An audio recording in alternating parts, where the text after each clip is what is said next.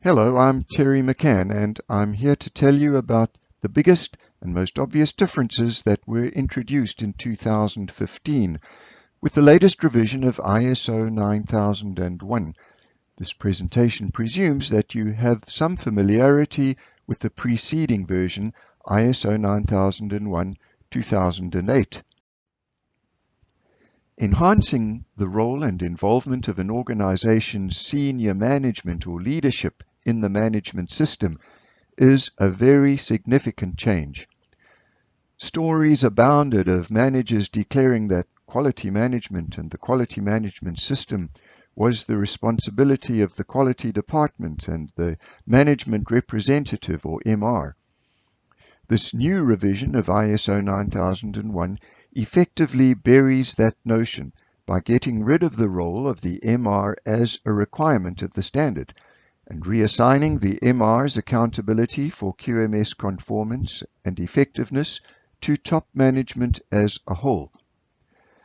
This does not mean that an organization must shut down its quality department or lay off its quality manager if it has one. It simply means that the buck does not stop with that department or manager. Responsibility for quality and conformance to the standard now clearly stretches all the way to the top management of the organization. As part of this enhanced role and responsibility, leadership of the organization is expected to do a regular review of the context in which the organization conducts its business, and out of that, determine its strategy. The QMS policy and objectives should then be set to align with that strategy.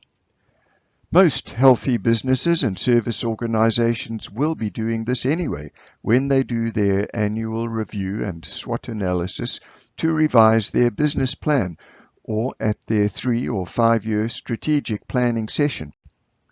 The point is that this is now a requirement of the new standard, and your third-party auditor will be asking to see evidence that this is being done. No less significant an innovation is the new emphasis on risk-based thinking, which has acquired the acronym RBT in quality circles. It is a sad fact that many organizations only considered the risks associated with failure when there was, in fact, already a failure or product non-conformity of some kind, and they were engaged in corrective and preventive action. To counter this, the new standard no longer has a requirement for a distinct preventive action process associated with corrective action, but rather calls for RBT to be applied at various stages in the planning, design, development, and release of products and services. Again, your third-party auditor will be asking to see evidence that this is being done, and you yourselves will want to be looking for this in your own internal audits. By risks, we are talking not only about potential hazards to health and safety, but also the risk of damage to property and/or financial loss, whether for the customer, a third party, or the organization itself. The presumption is that one important purpose of a quality management system is precisely to prevent bad things happening. Thus, risk-based thinking will weigh risks against the benefits of proceeding or not proceeding with a course of action and decide on implementing mitigations or not.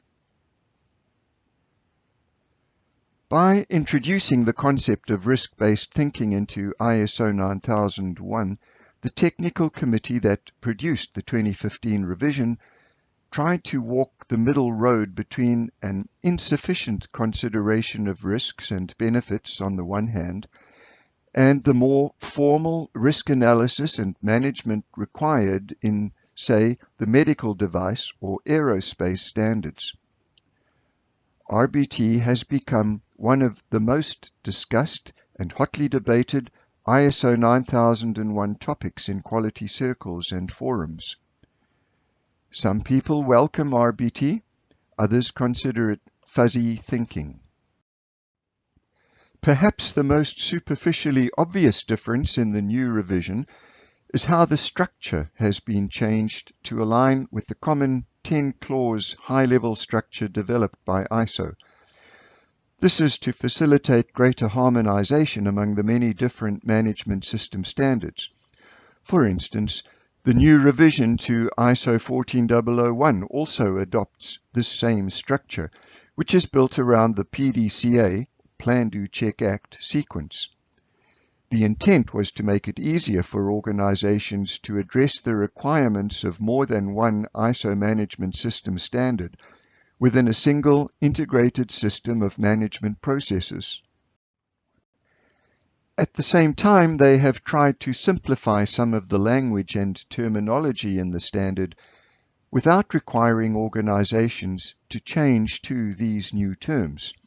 For instance, where the 2008 revision talked about documentation, quality manual, documented procedures or records, the new standard simply talks about documented information to cover all of these terms, but you are still welcome to continue using your old terminology. You simply won't find these terms in the 2015 revision of the standard.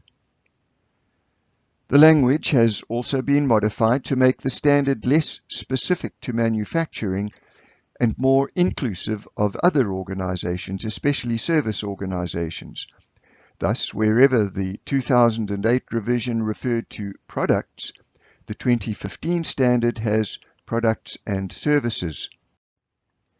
There are many other changes, and you will certainly need to do a formal gap analysis to see where your existing QMS is lacking with regard to the new requirements. I have chosen to bring these changes to your attention because they reflect the spirit and purpose of the new revision and permeate all the lower-level prescriptive changes. Grasping and running with these changes should help you avoid getting trapped in the weeds as you implement your transition to ISO 9001-2015. I'm Terry McCann. My company is TCMC Quality Management Services. If you have any questions or concerns about transition to ISO 9001-2015, I would love to hear from you. Go to the Contact Us page on my website or send an email to terry.mccann@tcmc-qms.ca. terry.mccann@tcmc-qms.ca.